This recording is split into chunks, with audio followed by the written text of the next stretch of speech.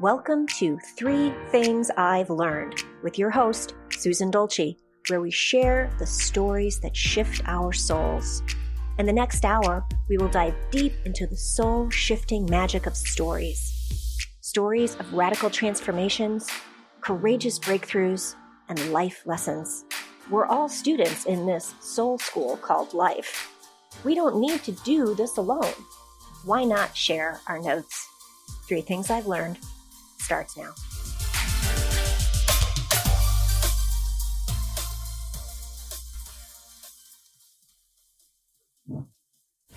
Hey everybody, welcome to 3 Things I've Learned with me, Susan Dolce, where we share the stories that shift our souls.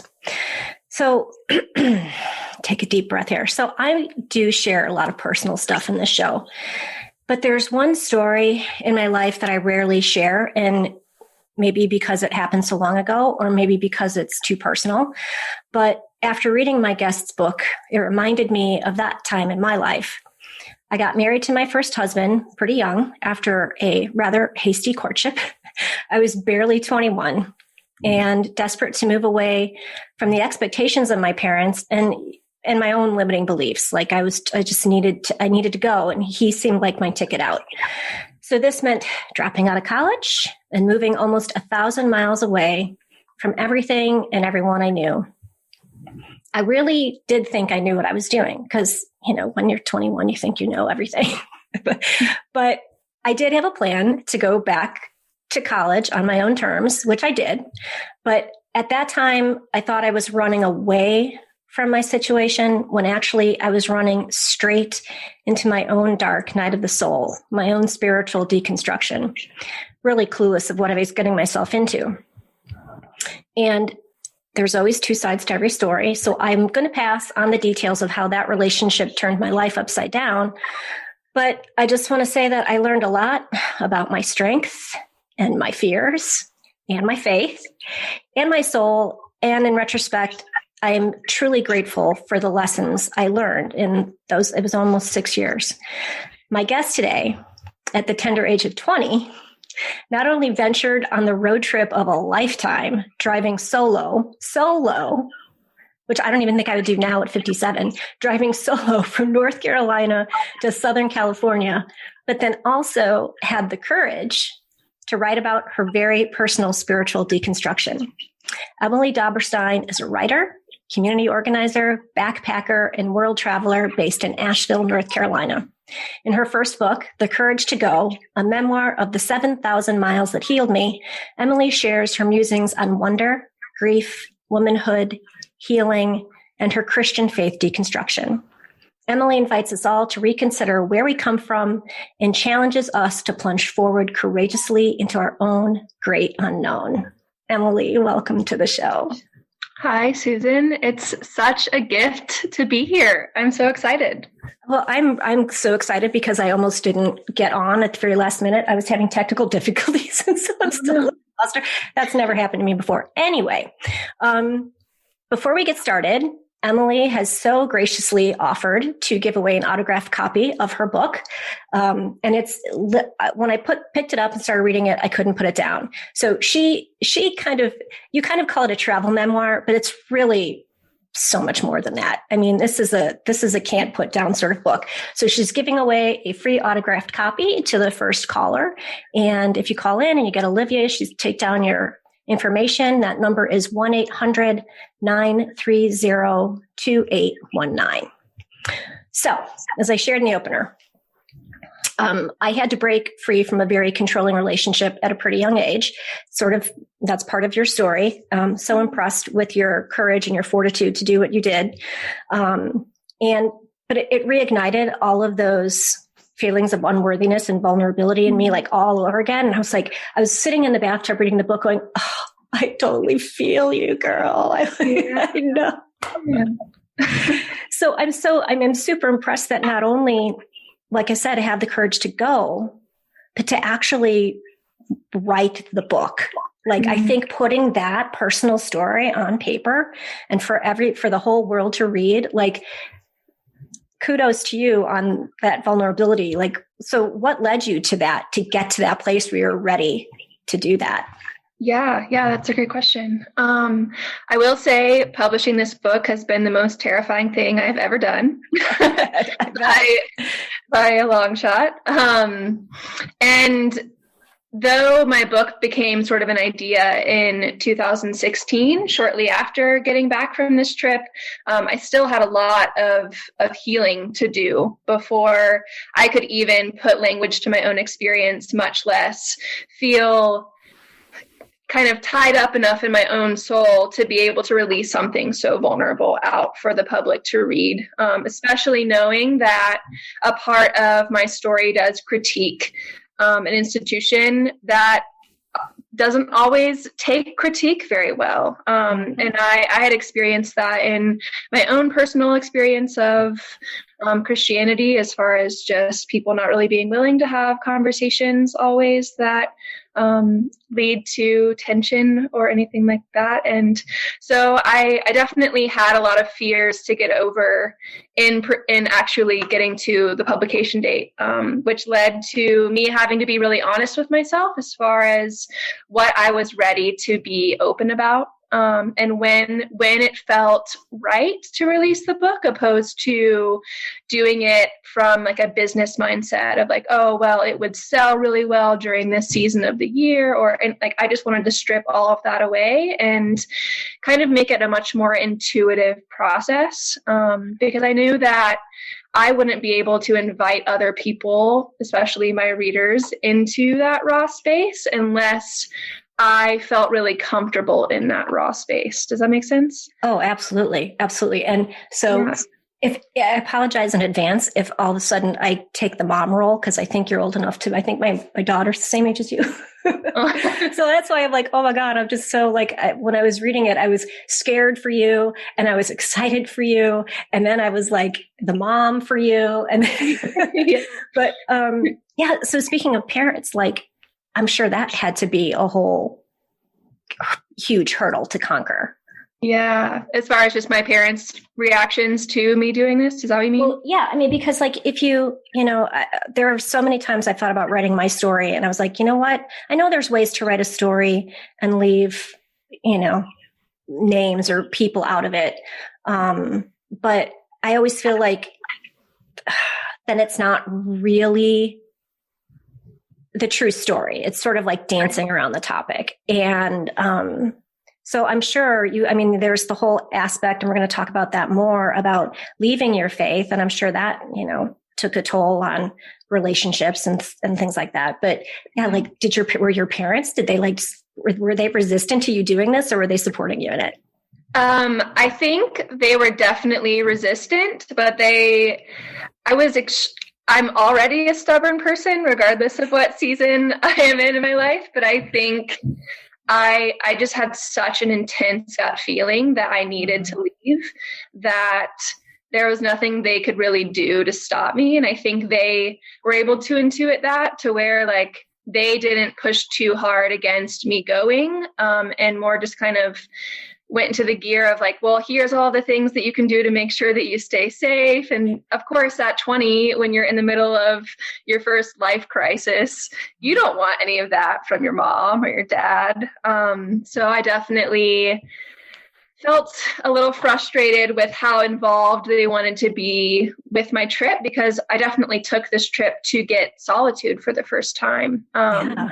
And I kind of make that parental dynamic some of the character dynamics in the book, because not only am I reaching back into, our harmful past as far as like my relationship with my parents, as far as how they responded to my emotional and spiritual state during that time, they also are, interacting with me throughout the story via texts. And then, which I think I was a little worried at first, because they read it obviously for the first time once it was published, and I did a lot of briefing, but at a certain point there's only so much you can do to prep your parents for such a raw story, because they had heard just the surface level, what happened, where I went, kind of, a few things that were meaningful, but as far as the intense, like really vulnerable parts of the story, that was totally new for them. And so though I'm not a parent yet, I can imagine how intense that is to read, just your child's, just experience through depression and anxiety and loneliness and despair, and reading a book where that's so clearly laid out in just basic human terms that I hope that lots of people can relate to regardless of their background. But yeah, that definitely has been a point of tension at first in the early years of me starting to write this book. But thankfully, over the past few years, my parents have done a lot of growing in their own journeys, separate from our child-parent relationship, which I think has made them much more open to holding space for the person I am now, opposed to this child that they thought they raised to be a certain way. And that has been really huge as far as just being able to reconnect as adults, which I think is a huge transition in a parent-child relationship. Absolutely. Yeah. I mean, as a now parent of adult children, like I always used to joke around when my kids were little, I'm like, I'm not your friend, I'm your mom. And I think there'll be a time where we can be friends. But I mean, it's as they get older, I understand, there's a lot of boundary setting on both sides, and that we have to respect those boundaries. And I've always looked at and here I drift off into the parent topic again, like I always do. That's okay. When you get to that young adulthood phase, whether it's in high school or college or whatever, I always have to remind myself and my husband, like, it's their journey. Like, we might have birthed them and brought them into this world, but it's not about us, and it's not our journey. And we have to just be there in whatever way we can to support them on their exploration, their, getting in touch with their soul and their purpose in the world. So I could talk about that for forever. It's meaningful. I'm glad that that connects with you. Yeah, no, I mean, the whole book totally connected with me. And side note, listeners, everybody out there, she is an exquisite writer. Like, you really are a very talented writer. So I almost want to put that in there too. Yeah. This is a good time for me to take a little break, get a sip of water, because we're going to dive into some deep topics when we come back. Today, I'm talking with Emily Dobberstein, the author of The Courage to Go. You're listening to 3 Things I've Learned, and we'll be right back.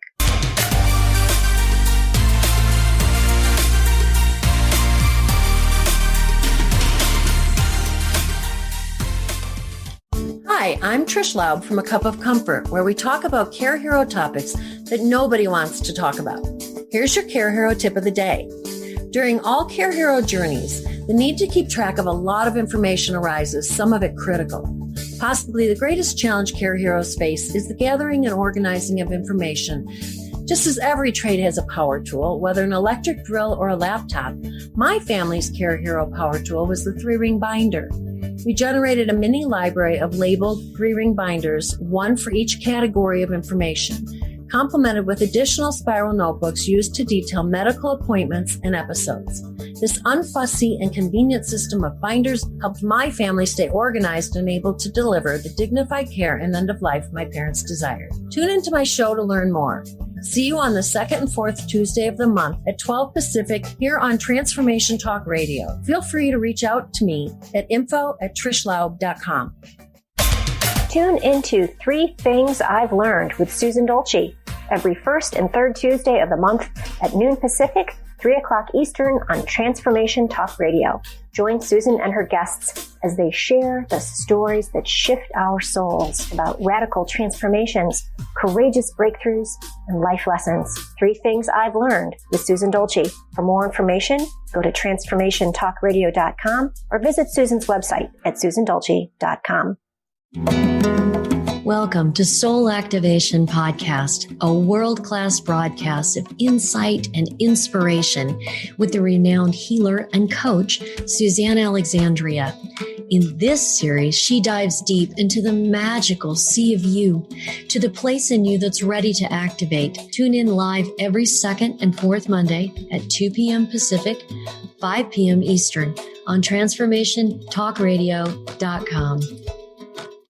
Are you ready to let go of the I can'ts that are holding you down? Valerie Trujillo invites you to join her community on a mission to collectively heal as a tribe, where your vulnerability is heard and reciprocated. So tune in to Love and Light with the Crystal Blue Oracle every second and fourth Tuesday at 4 p.m. Pacific on transformationtalkradio.com. For more information about Valerie and her work, visit crystalblueoracle.com.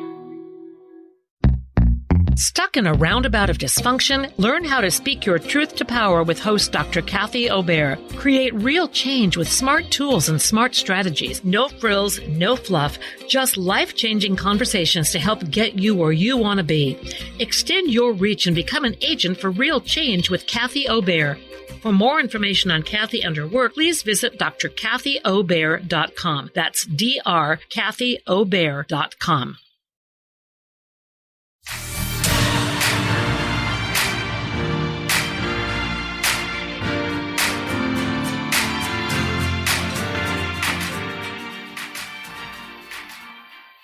Hey everybody, welcome back to Three Things I've Learned. I'm Susan Dolce, and today I am talking with author Emily Dobberstein, who wrote the book, The Courage to Go, a memoir of the 7,000 miles that healed me.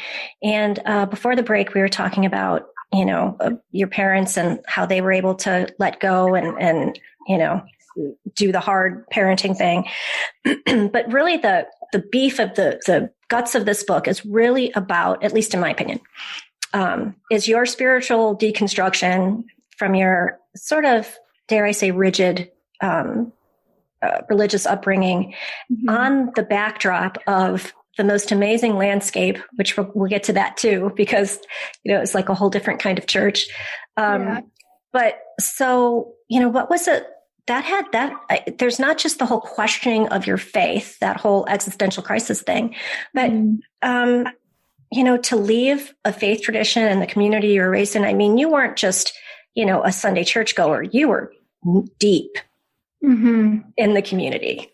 Yeah. I really almost up until I left for my trip, I was a worship leader in a pretty evangelical Christian environment. And so I talk in the book about just what it is like to not only leave a spiritual community, but experience that whole loss of your entire social web, which with humans being social beings, that can be quite traumatic when it happens fairly suddenly or without a clear social web to kind of jump right back into for support.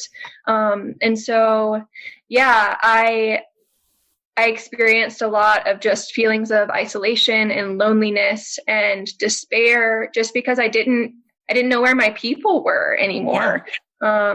I kind of had this village, this tribe, this community that had been my community my entire life. And I never thought about what it would be like to lose it because I had never questioned the foundations of why we even were community in the first place. And once those foundations started to fall away and not work for me as well anymore, and also not being in a very healthy emotional and mental state due to the emotional abuse that came from my relationship, which I also touched on in my book. It was just really hard to process and to know, where to go and who to be and what to think. And so I think I felt that really deeply on my trip, just what it meant to go off on my own for the first time now that I had no clear belonging. Which I think is something that we all experience at some point in our lives, just as we change and grow and as our communities, just change and morph. even if it's just as simple as moving to a new state because of a positive job change, that still involves a lot of grief and change. And so, I tried to write my internal dialogue about processing those things in a way that would invite folks into seeing themselves implicated in that experience and realizing, ways they might need to look back on seasons that they hadn't grieved fully, or look back on changes in their lives that, even if they were a positive change, required kind of letting go of some things that you missed from that previous season. And Yeah, I especially like how you talk about the grieving the things that could have been. Because I think we don't really think about that as an aspect of grief. It's just sort of like, it's FOMO, right? Or if you're missing out, like we didn't get to have that experience. But, and I think it's,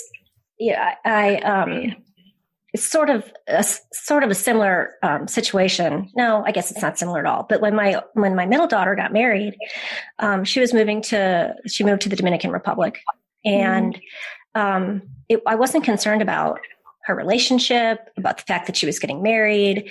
I wasn't concerned about her age when she got married. None of that. It was, I had to come to terms with the grief that I wasn't going to get to be the grandma I thought I was going to be, or that, you envision the holidays and you envision these relationships, and that's a whole aspect of grief we don't touch on enough. Yeah. But so another question, because in the book, you kind of talk about who you felt safe around, because it was like, if you opened up, you didn't know if you were going to get sort of lectured back into, believing what the community wanted you to believe. And I'm sure that had to be very isolating. Yeah. A lot of folks that grow up in conservative Christian circles, kind of experience this one right way to respond to every life event. There's always a clear answer. There's always a Bible verse that you're supposed to go read. You're supposed to just go pray about it. It just gets fixed. And so after spending 20 years of my life in an institution where when you present or when you open yourself up to communicate like, hey, I'm not okay, most of the time people respond with something that you need to do to become okay again, opposed to just shutting up and sitting with you in your pain, which I think in most of our experiences that cause pain or trauma, really all we need is for someone to sit with us and say that you're not alone. Right. And because I hadn't ever experienced that, it was really hard in my healing process to trust that was even possible, which made my timeline of healing take a pretty long time. I mean, multiple years of working up the trust in humanity again, of just being able to be an open and honest person and be accepted right where I was at, opposed to being told, okay, yeah, I see you where you are and this is where you should be, and that's on you to fix. Like, your pain is too much for me to sit with. Like, good luck. Sorry. So the idea of safety is something that's really important to me, especially today, as I feel like someone that is an advocate for folks who have been through this process, is establishing safe places for people to be open and vulnerable and honest about their human experience without the fear that they will get shamed for not doing enough. Yeah, or fixed. Right. Right. That's a perfect segue to one of the other things we kind of said we wanted to talk about, which I'm a huge fan of, and that's embracing the gray space. That liminal space, like, it's not all black and white, and we don't necessarily have an answer, and we don't have the right words, and it's just this sort of uncomfortable, squishy place that we need to kind of hang out and appreciate it for what it is. Yeah. Yeah, I like that squishy place. That definitely is what it feels like when just like anything goes and there's no clarity. Yeah. Do you just want me to talk about my thoughts? Well, yeah, because I think there's so much to be learned in being able to hold that tension, which most people can't. They really struggle in that. They want it to be black and white, especially, right. In the more conservative religions. It's like you said, they're going to give you a Bible verse and here's what you need to go journal and need to think about. And as opposed to just really sitting with the I don't know-ness and being right. okay with that. Like, it's okay to not know right now. Right. Well, I think that it's a practice. And that's something that a lot of folks don't highlight in either, whether people use language of, deconstruction or healing or whatever it may be. Sitting in that gray in between space requires practice, because I feel like for most of us that grow up in like traditional education systems, there are right answers, and we're kind of trained to view this like right and wrong, true and not true, us and them mentality, because that doesn't take too much energy for our brains to process. It's easy to just jump to, okay, well, I'm not that, like that's separate from me, or this is what I believe to be right and that's just wrong. But what I learned really starting on this trip is there's a lot that we just have to sit in the unknowing, which honestly, most of our life is sitting in that unknowing and finding ways to breathe in ambiguity. And no one had ever told me that before, what it means to allow ourselves to take up space and ambiguity, opposed to like shrinking our human experience to get out of that ambiguity as fast as possible, which I definitely did in the beginning when I kind of before I left on this trip. I was trying to heal by repressing, just get it out. Don't look at the ambiguity, like remind myself of the right and wrong ways of being. Mm-hmm. And that just makes you sick inside. And so going on this trip was really for the first time sitting in that really uncomfortable space and being bad at it for a really long time. And I think that's something else that people need to hear, is that like, it's a lifetime of work. Like, healing is a lifetime of work. And I often say, like, that's the most depressing and life-giving statement that I believe in, because like healing is hard. It's labor intensive and it requires a lot of energy. And sometimes it's just nice to turn your brain off. And where I do believe, like, taking rest is important. I think it's really beautiful that healing takes forever, or at least there's always something else, another layer that we can peel back to become a more authentic and whole version of ourselves.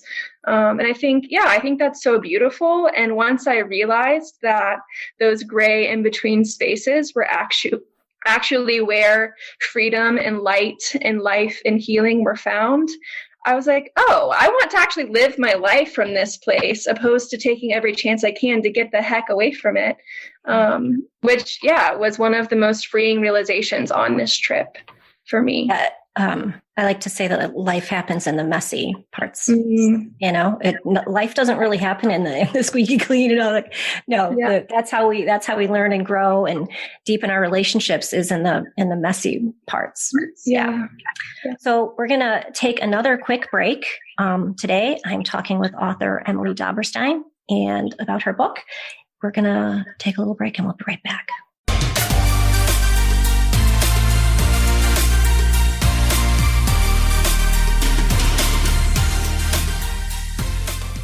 How many times do you find yourself saying, it was nothing, or just doing my job, when really you knocked it out of the park?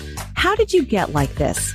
Next time someone tells you great job, you'll know how to accept it and not deflect it by listening to Courage to be Seen Radio with host Sherry Clark. Sherry Clark is an experienced global engineering leader, coach, and mentor. From her experiences one-on-one coaching to corporate consulting and executive coaching, Sherry has learned many women need at least 3 things to discover and face success. Learn about the ACES program, how to survive male-dominated fields with grace and authenticity, and reach the top without ever once giving up on who you are. Courage to be Seen host Sherry Clark explores the awesome power of your entire self and how far you can go by being more you. Check out her website, couragetobeseen.com, you have the courage to be seen. See you later. What we've been taught and told is not all there is. Life is all about energy, and the energy you feel is real. Tune into the Energy Paradigm each month on transformationtalkradio.com with Dr. Vic. The Energy Paradigm is an eye-opening, mind-shifting, transformative, and earth-shattering way to live, work, and do business that will enable you to unlock your magic every day. Visit theenergyparadigm.com. A word of caution: if you prefer the status quo and you are not interested in improving every aspect of your life, this book will trigger the shift out of you. The Truth is Funny, Shift Happens is available now. Author Colette Steffen brings the powerful knowledge and life-changing energy and empowerment from the radio airwaves to the pages of her new book. To get your copy in paperback or ebook, visit thetruthisfunny.com today. Are you ready to branch out? Take a leap of faith. Tune in to Get Rooted Radio with Erica Gifford Mills on transformationtalkradio.com to equip, empower, and enlighten yourself. Erica will energize and excite you to power up your passionate dream that sets your soul on fire. So, get fearlessly ready and get powerfully rooted in your yes to live it up, love it up, and let it go. Visit getrootedradio.com.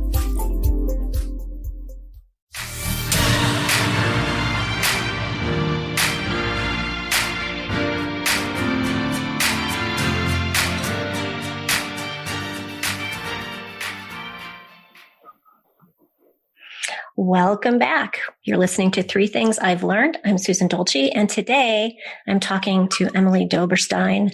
She's the author of The Courage to Go. It's a travel memoir. She calls it a travel memoir. I would call it I can't think of the term, like a coming to age sort of memoir, because it's so much more than her travel. So she's giving away an autographed copy of the book. If you're interested in that, I suggest you hurry up and call, because this is a great book. She's also an exquisite writer. 1-800-930-2819.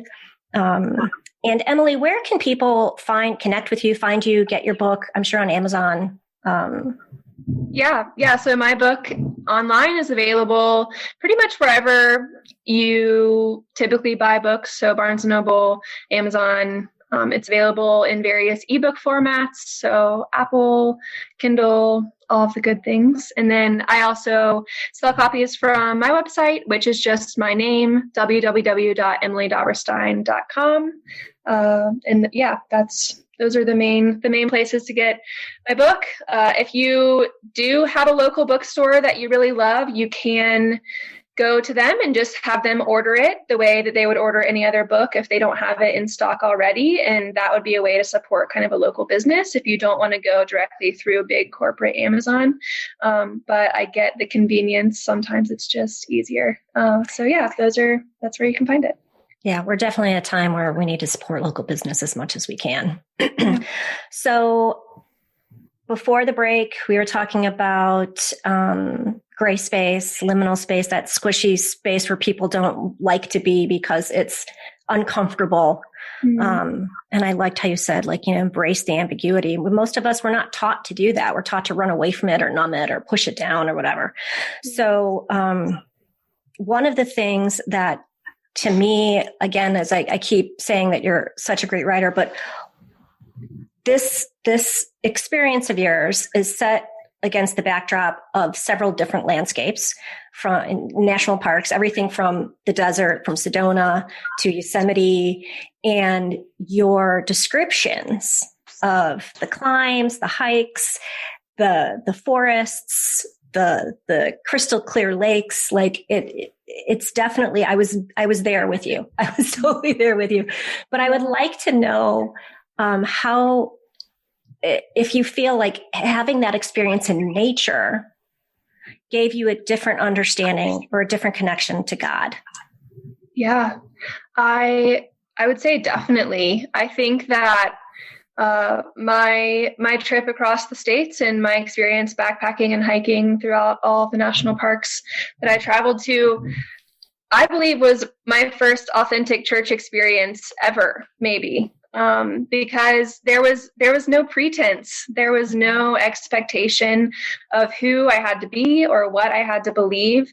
It was just pure being and pure existence and pure love and light. And I often say, the most Christian aspect that I believe I still have carried into my current spiritual life today is this idea that God is I am, God is being, God is the culmination of existence. And I think that the wilderness often is the place where we experience that most intensely, because I do believe that the woods or the desert or these wilderness places are an invitation to be our most authentic self, because it's away from the rise and grind of the machine of the economy. And there's no way to believe that you have to produce to have worth in the woods, which, as someone who grew up in this very perfectionistic mindset, I have to get all A's, I have to become a doctor, whatever it was that I,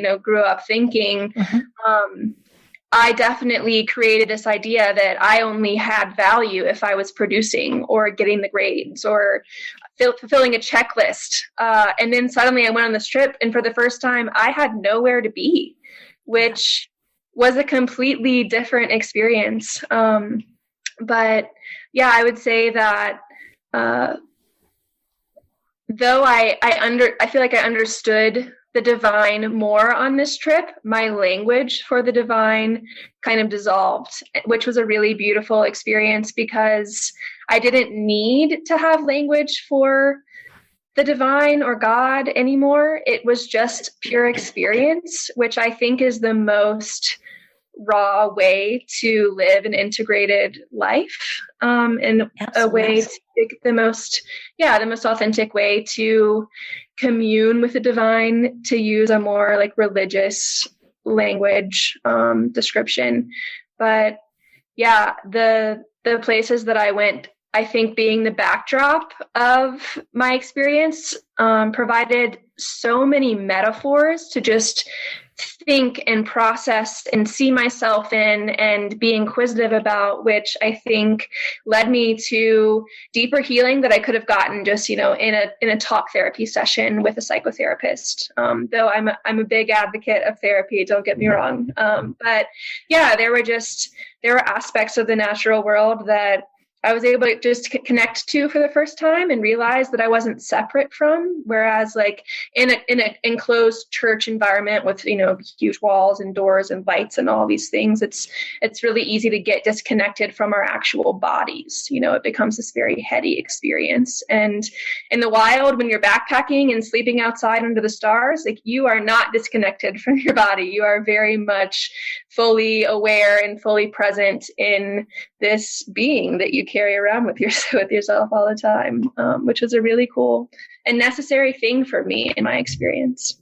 Yeah, absolutely. My most profound spiritual moments have always happened out in nature. It's, it's alive, it's like we actually get to, instead of talking about God, or even, worshiping, it's like we are communing, like we are one with the divine, and it pulses with an energy, with a vibration that, and again, like you said, it's experiential. You can say, yeah, it's beautiful. And, the mountains in Yosemite were gorgeous and the rock formations in Sedona. But when you're there and you can touch it and see it and feel it and be in it, it's almost like this, it's a feeling of belonging and connectedness that I don't think you can duplicate in any other environment. Yeah, I fully agree. So you have this, you've had this experience of wonder and awe and the magnificence of the divine. So how do you keep that in your life now? How do you integrate that to keep that spirit flowing now? Yeah, I think, the natural world part of wonder is definitely still where I go to feel connected and where I go to experience healing and ask hard questions, just because that's where it all started for me. It started in the woods, and because I feel like I can rest and relax when I'm walking, or when I have my pack on and I'm going for an overnight trip, or I've picked up foraging for edible mushrooms as a hobby. So that's been a fun thing. It's been a hobby that has required me to pay attention to the ground for the first time, which and know your mushrooms, right? Because yeah, you can definitely end up very dead if you don't do it right. Yeah, I mean that's a whole books and books worth of learning to know what you're looking for, not just where to find it, but what it is. Yeah. And like learning more about even just fungal networks under the ground, I think sparks wonder, because there's this whole world of communication and relationships underneath us, which is crazy. Like, it's so easy to in this human-centered society to think that like, oh, well, we're the only things that are complex and interesting. And then foraging, I go out and I see like, oh, I know that this certain species of mushroom typically grows on this species of tree, and realize like, oh, they have a symbiotic relationship, things that I never paid attention to years ago. So I think that those aspects of my life are still really important for sparking wonder. But I also would say that keeping myself uncomfortable in my relationships and in what I'm reading, as far as just keeping inquisition alive in my life. So instead of separating myself from who I might call other, or who I might not agree with, or we might be on different pages, kind of keeping those sources close in my life. Because I believe that when we retain that mindset of wonder and inquisition and fascination, we're much more likely to open ourselves up to the healing change that can happen when these separate sides are bridged. And it's something that I care about a lot. And wonder, I think, kind of taking this mindset of wonder into interactions where there might normally be tension, whether that be political tension or religious tension or whatever it may be, it can lead to the relationship building that's required for change to actually happen. So that's been, I think, a really cool way that wonder has manifested in my life in like a non-wilderness way, even though that's still really important to me, just in the day-to-day humans that I'm interacting with, kind of making that a practice of, instead of making up my mind about who they might be or what they might think, being like, wow, you're a human. You have a whole different human experience than me. And that's fascinating. And what can I learn from you? And what can you teach me? And what can I teach you? Which is a new experience for me, because growing up in a specific form of church, you were trying to get everyone to be like you. Yeah. And assuming that you had all the right answers and you were the only one that had truth. And now, I realize how harmful that can be to folks that, are outside of the church, and experience folks that say, hey, come over here. I have all the answers. Like, right. None of us have all the answers. And wonder can be a really beautiful way to bridge the gap. Curiosity.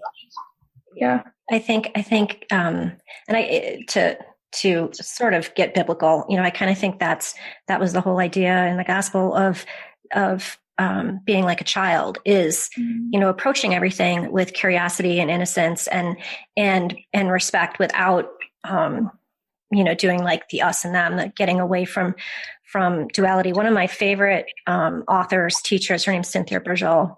I think that's how you say her last name.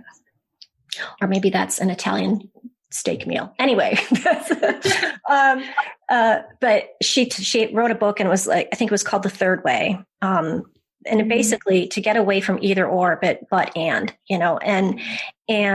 I think we need as a society to focus on more of the but and instead of, trying to stay in the black and white. Again, we need to learn how to embrace those gray squishy spaces. And that kind of leads to one of the other things that you bring up in the book that whoever's going to read this, if you're a young woman, I think you're going to relate to. And it's that whole sort of comparison, embracing ourselves for who we are and how we were made. And that really, if you don't mind, I'd like to read a quote out of the book. Oh yeah. This kind of follows along with some of the work that I do. And I'll explain when it's done. But this is on page 326. And she says, I think all of our clouds, our darkness, our demons, our shadows, want us to do is to tell the truth.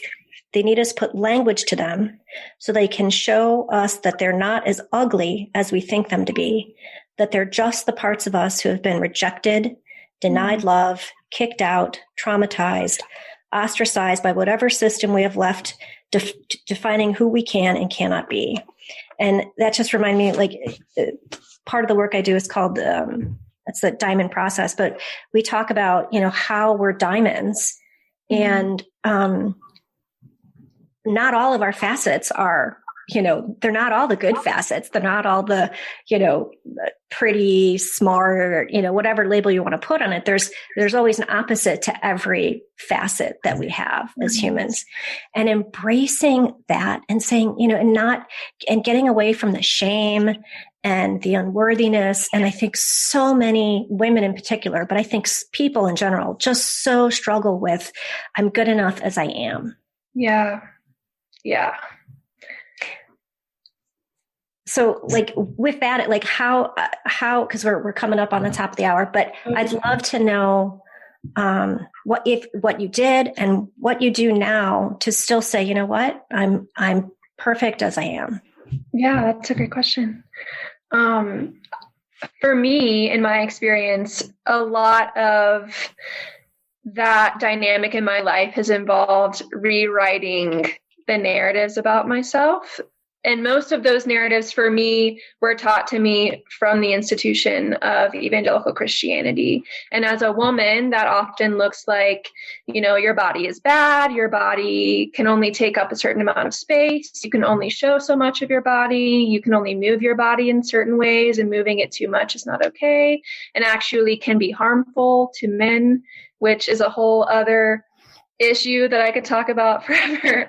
Yes, that would be a whole show by itself. Yeah. Yeah. And so, and even, post deconstruction, when I could rationally say, yeah, I believe that my body is good. I believe that my body is beautiful. However it wants to take up space, there were ways that my body remembered the lies that were kind of told about it growing up. And so I think that for me, it's required a lot of kind of reintegrating the relationship between my body and my mind. And, that looks really different for a lot of people. For me, it has involved a lot of kind of intentional yoga practices, which I think can be really healing, and kind of talking to your body as its own being. I mean, like, I don't know if that sounds weird, but that makes sense. Our bodies have their own language, and they communicate things to us. And like, a huge part of my healing experience was learning what emotions felt like in my body, because I had been so disembodied from this very, like, the mind and the body can be bad in certain ways in church, and you have to really get them under control, or Satan will get you, or you'll be a stumbling block, or all of those terms that people use. Just kind of breaking those things down, and realizing the ways that my body keeps me safe, and the ways that I can reframe my thinking to let my body know that it's safe. So it's this give and take, which I think sometimes requires a lot of therapy, which I also have been benefited from. But yeah, does that answer your question? You want me to say more? No, absolutely. It's just, and I think, I was going to mention this saying that my teacher uses a lot, in a couple spaces back in the show, but she always says, you don't clean your house only once. You have to keep cleaning your house.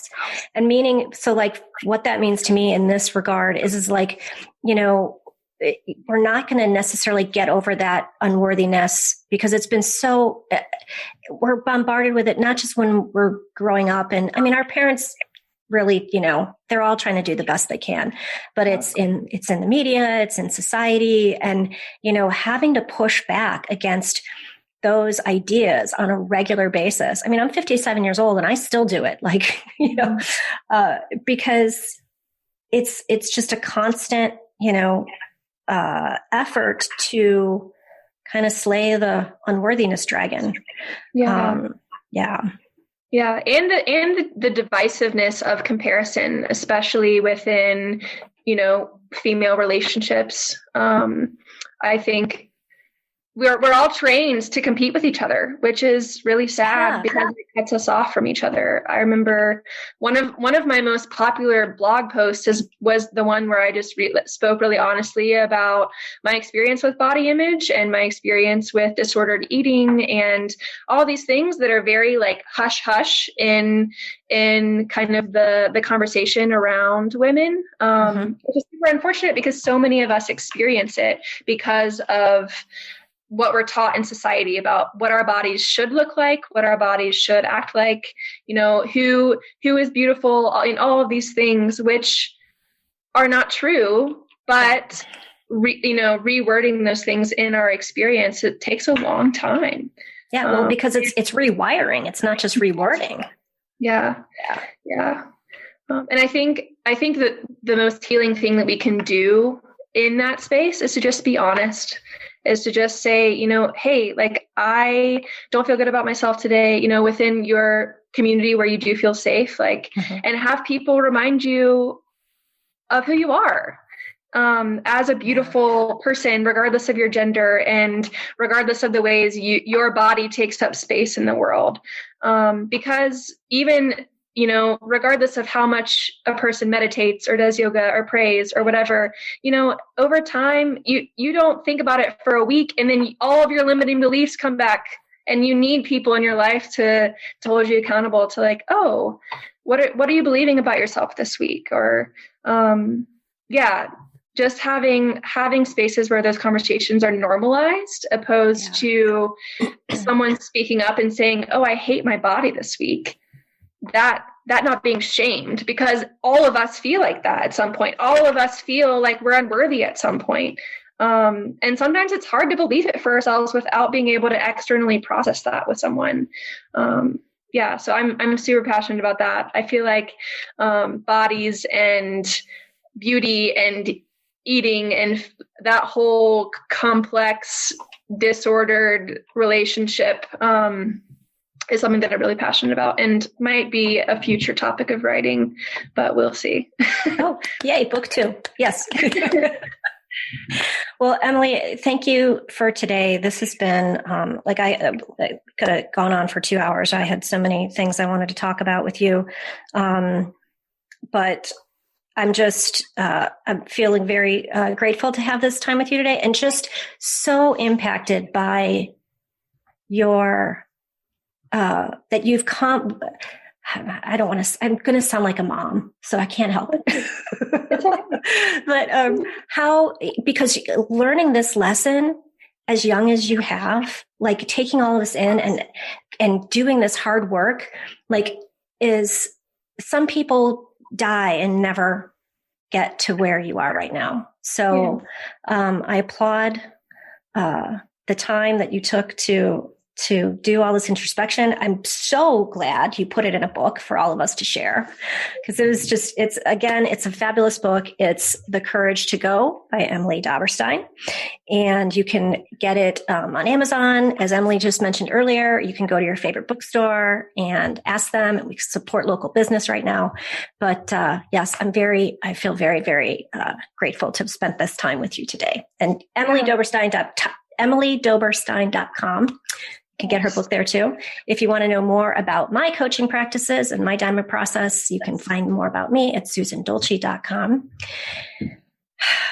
I didn't get to talk about the 3 things I've learned because I've learned a lot. But we all have a story to tell. Yeah. We can live in the story or we can transform the story. It's your choice. If you change your story, you can change our world. #Storyfield. Thanks for listening, everyone. See you next time.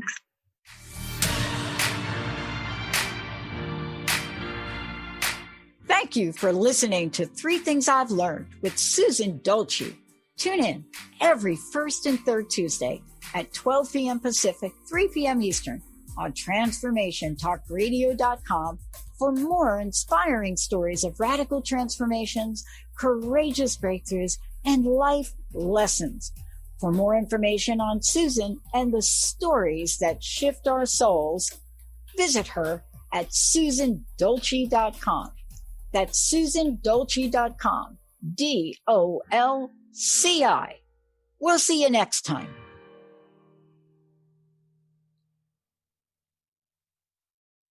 Views expressed on this program are those of the host, guests, and callers, and do not necessarily reflect the views of the station, its management, or advertisers. You're listening to Transformation Talk Radio.